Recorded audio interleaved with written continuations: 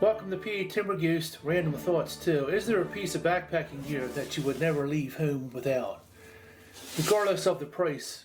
And if it failed, would you spend the same amount of money, or would you buy a cheaper version of that piece of gear that you've been carrying with you for many years?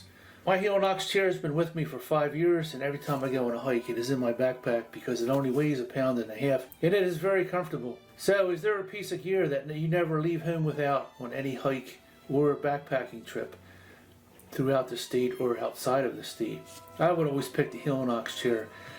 It's a little expensive, and the version that I bought weighs 1.12 pounds.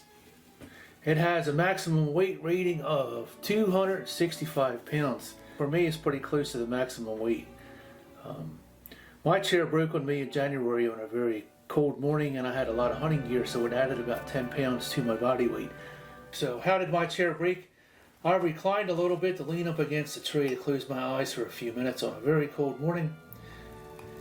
And because of the extra clothing I had on, I exceeded the maximum weight of the chair and put most of the weight on these two back legs.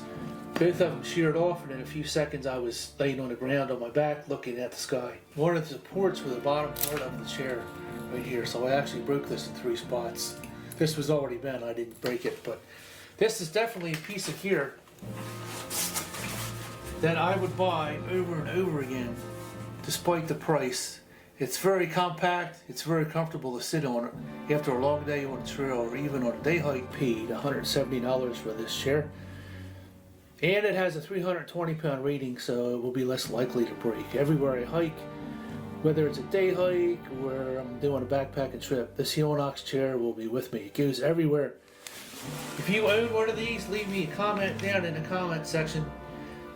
If you're curious about, is this chair worth it? It's definitely worth spending the money on this. It's better than sitting on the dirt or a wet rock. Thanks for watching this short video. If you own a Helinox chair, give this video a like.